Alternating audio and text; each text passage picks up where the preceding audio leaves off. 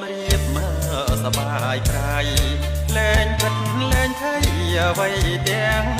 ออก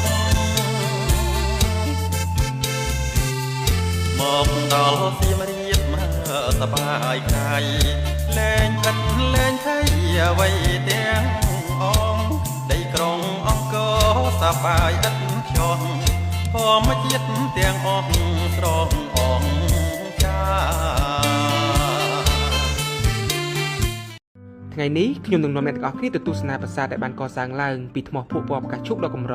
ជាមួយនឹងចម្លាក់ដ៏ល្អឯកគ្មានពីរនៅក្នុងខេត្តសៀមរាបដែលប្រាសាទនោះមានឈ្មោះថាប្រាសាទបន្ទាយស្រីប្រាសាទបន្ទាយស្រីគឺជាប្រាសាទដែលមានឈ្មោះល្បីល្បាញមួយស្ថិតនៅក្នុងស្រុកបន្ទាយស្រីមានចម្ងាយប្រមាណជាង30គីឡូម៉ែត្រពីក្រុងសៀមរាបប្រាសាទមួយនេះគឺត្រូវបានកសាងឡើងក្នុងសតវត្សទី10ក្នុងរាជ្យព្រះបាទរាជចន្ទ្រវរ្ម័នទី2និងព្រះបាទជ័យវរ្ម័នទី5ដោយព្រះរាជគ្រូនាមយ៉ាញ់វរហៈដើម្បីឧទ្ទិសដល់ព្រះឥសូរនិងព្រះនរាយណ៍តែអ្នកទាំងអស់គ្នាមានដឹងអត់ថាប្រាសាទភាគច្រើននៅក្នុងតំបន់អង្គរគឺត្រូវបានកសាងឡើងពីថ្មភក់ពណ៌ប្រផេះតែមានតែប្រាសាទបន្ទាយស្រីនេះមួយទេដែលបានកសាងឡើងពីថ្មភក់ពណ៌ផ្កាឈូកជាប្រភេទថ្មកម្រដែលរឹងខ្លាំងហើយមានគុណភាពល្អកម្រិតកំពូលមួយតែរហូតដល់សប្តាហ៍ថ្ងៃនេះអ្នកស្រាវជ្រាវនៅតែមិនទាន់ដឹងពីប្រភពទីតាំងដែលគេបានជីកយកថ្មប្រភេទនេះមកកសាងប្រាសាទមួយនេះនៅឡើយទេហើយដោយសារតែថ្មភក់ពណ៌ផ្កាឈូកនេះហើយដែលធ្វើឲ្យក្បាច់ចម្លាក់របស់ប្រាសាទមួយនេះគឺមានលក្ខណៈលម្អិតហើយជ្រៅដែលយើងមើលទៅសឹងតែមិនជឿថាវាជាចម្លាក់នៅលើថ្មហើយខ្ញុំហ៊ាននិយាយហ្មងថាគ្មានប្រាសាទណាដែលមានចម្លាក់ស្អាតជាងប្រាសាទមួយនេះអ្នកទាំងអស់គ្នាគឺថាមើលឲ្យព្រឺសបល់តែម្ដងប៉ុន្តែប្រាសាទមួយនេះគឺមិនមែនសាងសង់ឡើងដោយថ្មភក់ពណ៌ផ្កាឈូកនឹងសុទ្ធសាធទេអ្នកទាំងអស់គ្នាតែក៏មានលាយជាមួយនឹងថ្មបាយក្រៀមសម្រាប់សាងសង់កំពែងខ្លោងទ្វារអគាររណបនិងផ្នែកមួយចំនួនផ្សេងទៀតរបស់ប្រាសាទក៏ដូចជាការប្រើប្រាស់ឥដ្ឋសម្រាប់ប្រក់ដំបូលប៉មនិងហៅត្រៃផងដែរបើយើងនិយាយពីឈ្មោះប្រាសាទវិញឈ្មោះថាបន្ទាយស្រីគឺមិនមែនជាឈ្មោះពិតរបស់ប្រាសាទមួយនេះទេអ្នកទាំងអស់គ្នាដែលឈ្មោះនេះគឺគ្រាន់តែជាឈ្មោះដែលបានហៅពីអ្នកស្រុកនៅទីនោះដែលពាក្យថាបន្ទាយនឹងគឺមានន័យថាទីតាំងដែលមានកំពែងព័ទ្ធជុំវិញរីឯពាក្យស្រីគឺមិនមែនមានន័យថានារីឬស្ត្រីភេទនោះទេតែជាពាក្យដែលបានស្រង់ចេញមកពីសិលាចារឹកនៅទីនោះដែលមានន័យថា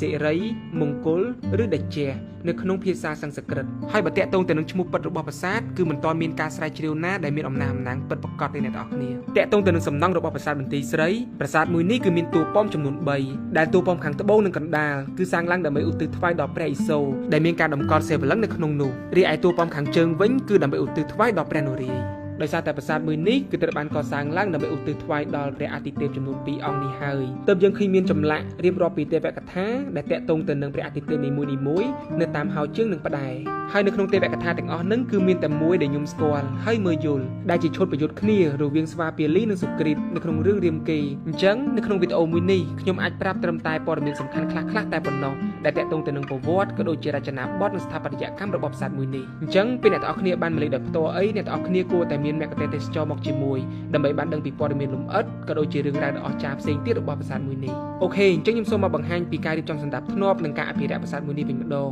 ដែលខ្ញុំសង្កេតឃើញថាអាជ្ញាធរនៅទីនោះគឺបានរៀបចំល្អមែនទែនអ្នកទាំងអស់គ្នាគឺមានតែកន្លែងចតឡានកន្លែងលក់ម្ហូបនិងវត្ថុអនុស្សាវរីយ៍បន្ទប់ទឹកស្អាតនិងកន្លែងផ្ដល់ព័ត៌មានផ្សេងសូម្បីតែប្រវត្តិនិងទីតាំងសំខាន់របស់ប្រាសាទដែលអ្នកទេសចរទៅទស្សនាក៏មានផ្ដល់ជូនដែរអ្នកទាំងអស់គ្នាមួយវិញទៀតនៅទីនោះគឺមិនមែនមានតែប្រាសាទតែម្យ៉ាងនោះទេតែក៏មានទីតាំងផ្សេងទៀតដែលយើងអាចទៅកម្សាន្តបានផងដែរអញ្ចឹងវីដេអូមួយនេះមានតែប៉ុណ្្នឹងទេសង្ឃឹមថាវាអាចធ្វើឲ្យអ្នកទាំងអស់គ្នាមានចំណាប់អារម្មណ៍មកទស្សនាប្រាសាទមួយនេះអរគុណដល់ការទស្សនាជួបគ្នានៅវីដេអូក្រោយបាយបាយ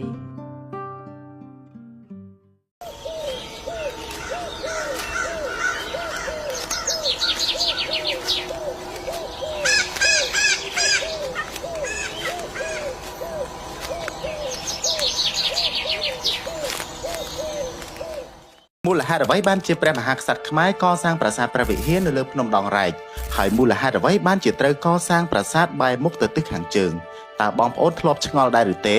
បើចង់ដឹងតោះមកតាមដានជាមួយនឹងមាយុរាទាំងអស់គ្នាប្រាសាទព្រះវិហារគឺជាប្រាសាទភ្នំដ៏អស្ចារ្យបំផុតដែលត្រូវបានកសាងឡើងដោយព្រះមហាក្សត្រខ្មែរជាច្រើនអង្គក៏ព្រោះតែភាពអស្ចារ្យនៃប្រាសាទដែលគេសឹងតែមិនជឿថាប្រាសាទនេះកសាងដោយស្នាដៃមនុស្សនោះទេដោយសារតែថ្មដែលយកមកកសាងប្រាសាទគឺធំខ្លាំងណាស់ហើយសាងសង់លើកំពូលភ្នំដងរែកដែលមានបណ្ដោយរហូតដល់ទៅ800ម៉ែត្រនិងទទឹង300ម៉ែត្រចំណែកឯកម្ពស់គឺរហូតដល់ទៅ625ម៉ែត្រឯណោះពីនីវ៉ូទឹកសមុទ្រប៉ុន្តែកុំយល់ច្រឡំឲ្យសោះមិនមែនអាទិទេពបង្កើតឡើងនោះទេគឺព្រះមហាវីរក្សត្រខ្មែរជាអ្នកកសាងឡើងពិតឥឡូវយើងបកមកចម្ងល់ទី1វិញ ថាហេតុអ្វីបានជាព្រះមហាក្សត្រខ្មែរកសាងប្រាសាទព្រះវិហារនៅលើកំពូលភ្នំដងរែកសំណង់ប្រាសាទព្រះវិហារត្រូវបានចាប់ផ្ដើមកសាងឡើងដំបូងនៅដើមសតវត្សទី9ក្នុងរជ្ជកាលព្រះបាទជ័យវរ្ម័នទី2នេះបើយោងតាមសិលាចារឹកលេខ K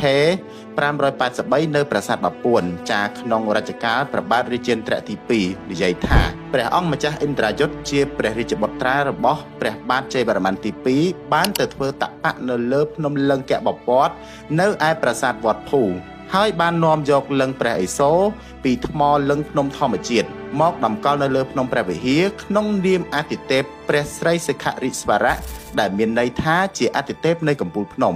ដោយដំបូងឡើយទីនោះមានតែអាស្រមដែលសាងសង់ពីឈើតែប៉ុណ្ណោះក្រោយមកទើបមានការដឹកនាំកសាងជាប្រាសាទដោយព្រះមហាក្សត្រខ្មែរជាបន្តបន្ទាប់ដូចជា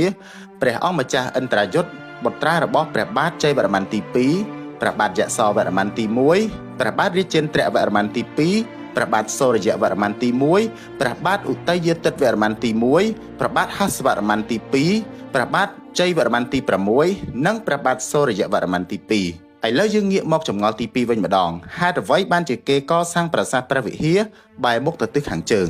មានហេតុផល3យ៉ាងដែលប្រាសាទព្រះវិហារសាងសង់បែរមុខទៅទិសខាងជើងទី1គឺហេតុផលសាសនាទី2គឺហេតុផលតារាសាស្ត្រនិងទី3គឺហេតុផលភូមិសាស្ត្រឥឡូវយើងមកលម្អិតអំពីហេតុផលនីមួយៗវិញម្ដងទី1ហេតុផលសាសនាហេតុផលសាសនាគឺតាក់ទងទៅនឹងការបែរទិសរបស់ទម្រលឹងហៅថាយោនីដែលចង្អោរបង្ហូរទឹកត្រូវបែរហូនទៅរកទិសខាងជើង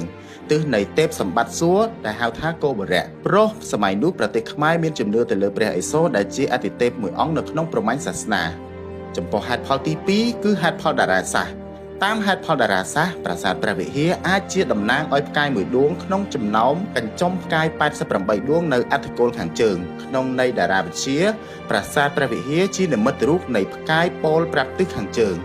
ចំណែកឯហេតុផលទី3នោះគឺហេតុផលភូមិសាស្ត្រតាមហេតុផលភូមិសាស្ត្រគឺដោយសារតែសន្តានដីនៅទីនោះគឺជាជម្រាលភ្នំពីទាបទៅខ្ពស់មានន័យថាការកសាងប្រាសាទត្រូវប្រដេញគ្នាពីទិសខាងជើងទៅខាងត្បូងហើយចំណុចដែលខ្ពស់ជាងគេគឺទិសខាងត្បូងដូច្នោះហើយទើបបានជាត្រូវកសាងប្រាសាទបែរមុខទៅទិសខាងជើង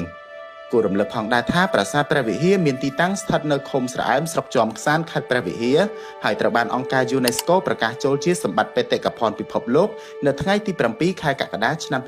2008សូមអរគុណ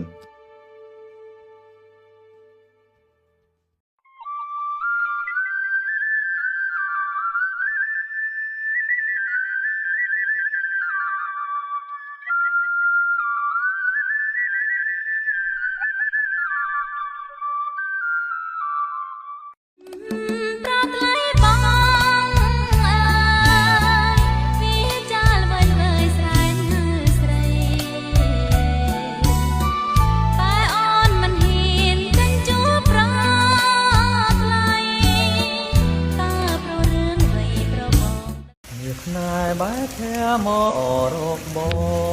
ងដាំតោក៏ឆ្លងឆ្លើយនឹងទឹកទៀងក៏ក្រឹងក៏ក្រឹមក្រហមជ្រៀងព្រៀបរៀងជារឿងមួយសែនស្រណងតងមិនតក៏ជាសូមួយឈ្មោះសូសៀងគួរឲ្យអាឡងទាំងភ្លៀងជ្រៀងស្នំលំធាងស្រងស្រណោស្រណោមកលើធរណីលៀងជុងចំដីណាស្រីមុនងរៀមបីត្រកងឆោមកែវឆោវីក្រសំក្រសាក្រុមនីតិគុំឲ្យរត់មនីអចិន្តា